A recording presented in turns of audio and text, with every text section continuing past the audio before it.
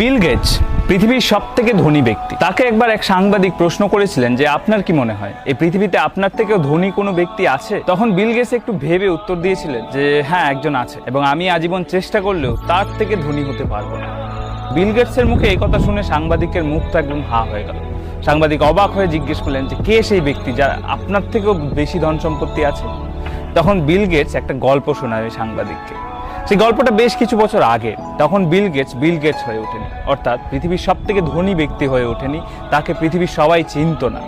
তখন সে একজন সাধারণ বিজনেসম্যান, এবং সে কোথাও একটা ট্রাভেল করতে গিয়ে নিউ ইয়র্ক এয়ারপোর্টের সামনে এক খবরের কাগজ বিক্রেতাকে দেখেন, এবং খবরের কাগজ বিক্রেতাকে দেখে তিনি এগিয়ে যান একটা খবরের কাগজ কিনবেন বলে। গিয়ে একটা খবরের কাগজ হাতে নেন। হাতে নিয়ে যখন টাকা দিতে যাবেন, সেই মুহূর্তে বিল গেটস লক্ষ্য করেন যে তার পকেটে খুচরো পয়সা নেই। ভাবা যায় বিল গেটসের কাছে পয়সা নেই। যাই হোক, তো খুচরো পয়সা নেই দেখে উনি খবরের কাগজটা ফিরিয়ে দিতে যান খবরের কাগজওয়ালাকে। কিন্তু খবরের কাগজওয়ালা তখন বলেন যে এটা আমার লাগবে না, তুমি নিয়ে যাও। বলছে না না, আমার কাছে পয়সা নেই। বললো ঠিক আছে, পয়সা লাগবে না, এটা আমার তরফ থেকে তোমার গিফট, তুমি নিয়ে। তো বিল গেটস প্রথমে রাজি না হলেও পরে ওই খবরের কাগজটা নিয়ে নেয়, এবং উনি ওনার ফ্লাইট ধরার জন্য এয়ারপোর্টে ঢুকে যায়। তার বেশ কিছু বছর পর কোইন্সিডেন্টলি আরও একবার নিউ ইয়র্ক এয়ারপোর্টের সামনে বিল গেটস ওই খবরের কাগজ বিক্রেতাকে দেখতে পায়, এবং দেখতে পেয়ে এগিয়ে যায় আরও একটা খবরের কাগজ কিনবে বলে। কিন্তু এবারও খবরের কাগজটা হাতে নিয়ে কোইন্সিডেন্টলি হাত দিয়ে দেখে পকেটে এনাফ পয়সা নেই। তখন উনি খবরের কাগজওয়ালাকে বলেন যে দুঃখিত, এবারও আমার পকেটে পয়সা নেই। তখন বিল গেটস খবরের কাগজটা আবার রেখে দিতে যান, কিন্তু খবরের কাগজওয়ালা বলেন যে এটা তুমি নিয়ে যাও। বিল গেটস বলে যে না না, এটা আমার পক্ষে গ্রহণ করা অসম্ভব। বলছে এটা তুমি নিয়ে যাও, কোনো চিন্তা করো না, আমি আমার লাভের অংশ থেকে এটা দিয়ে দেবো, আমার কোনো ক্ষতি হবে না। তো বিল গেটস একটা না না এই করে খবরের কাগজটা নিয়েই নেয়, এবং আবার ফ্লাইট ধরতে চলে যায়। তারপর কেটে যায় প্রায় 15টি বছর।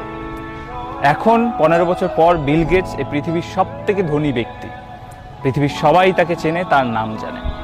এবং সেই সময় তার হঠাৎ করে মনে পড়ে ওই খবরের কাগজওয়ালার কথা, এবং মনে পড়ার সাথে সাথে উনি খোঁজ শুরু করেন ওই খবরের কাগজ বিক্রেতার। এবার বিল গেটস, ওনার কাছে তো সোর্সের অভাব নেই, তো প্রায় 1.5 মাস খোঁজাখুঁজির পর উনি ওই খবরের কাগজওয়ালার অ্যাড্রেস বের করতে পারেন। এবং অ্যাড্রেস বের করার পর বিল গেটস নিজে ওই খবরের কাগজওয়ালার বাড়িতে যান। বাড়িতে গিয়ে ওই খবরের কাগজওয়ালার সাথে দেখা করেন। খবরের কাগজওয়ালার এখন অনেকটা বয়স হয়েছে, তো উনি জিজ্ঞেস করেন ওই বৃদ্ধকে যে আপনি আমাকে চেনেন? তো বৃদ্ধ খবরের কাগজওয়ালা উত্তর দেয় যে হ্যাঁ চিনি, আপনি বিল গেটস? তখন বিল গেটস বলেন যে আপনার কি মনে আছে আপনি আমাকে একবার সাহায্য করেছিলেন, এয়ারপোর্টে একটা খবরের কাগজ দিয়েছিলেন এবং কোনো পয়সা নেননি? তখন ওই বৃদ্ধ লোকটি হেসে বলে হ্যাঁ, আমার মনে আছে, একবার নয়, আমি তোমাকে 2বার খবরের কাগজ দিয়েছি বিনামূল্যে। তখন বিল গেটস বলে যে আমি আপনার ওই দিনে সাহায্য ফিরিয়ে দিতে চাই। তখন ওই বুড়ো লোকটি হেসে ফেলে, সে বলে যে তুমি কি ভাবছো, আমি সেদিন তোমাকে যে সাহায্যটা করেছিলাম আর আজ তুমি এখানে এসে আমাকে যে সাহায্যটা করবে সেটা কি সমান? বিল গেটস বলল কেন নয়? তখন ওই ব্যক্তিটি বলেন যে সমান হতে পারে না, কারণ আমি তোমাকে সেদিন যখন সাহায্য করেছিলাম তখন আমার কাছে দেওয়ার মতো কিছু ছিল না, আমি তখনও দরিদ্রই ছিলাম। কিন্তু এখন তুমি যখন আমাকে সাহায্য করতে এসছো, তুমি এই পৃথিবীর সব থেকে ধনী ব্যক্তি, তোমার কাছে সমস্ত কিছু আছে দেওয়ার মতো, এটা কখনোই সমান হতে পারে না। সেদিন বিল গেটস বুঝেছিলেন যে এই পৃথিবীতে শুধু টাকা থাকলেই ধনী হওয়া যায় না, বরং সত্যিকারের ধনী ব্যক্তি সেই যার কাছে কিছু না থাকা সত্ত্বেও নিজের সামর্থ্য অনুযায়ী মানুষকে সাহায্য করে, মানুষকে বিলিয়ে দেয়। তো এই গল্পটা সাংবাদিককে শোনানোর পর বিল গেটস বলেছিলেন যে সেদিন আমি বুঝেছিলাম আমি এই পৃথিবীর ধনী ব্যক্তি কখনোই হতে পারবো না। এই পৃথিবীর সব থেকে ধনী ব্যক্তি সেই যে নিজের কাছে কিছু না থাকা সত্ত্বেও মানুষকে সাহায্য করতে পিছপা হয় না, যার কাছে কিছুই না থাকা সত্ত্বেও সাহায্যের হাত বাড়িয়ে দিয়েছে, যে মানুষকে সাহায্য করার জন্য পৃথিবীর সব থেকে ধনী ব্যক্তি হওয়ার অপেক্ষা করেনি।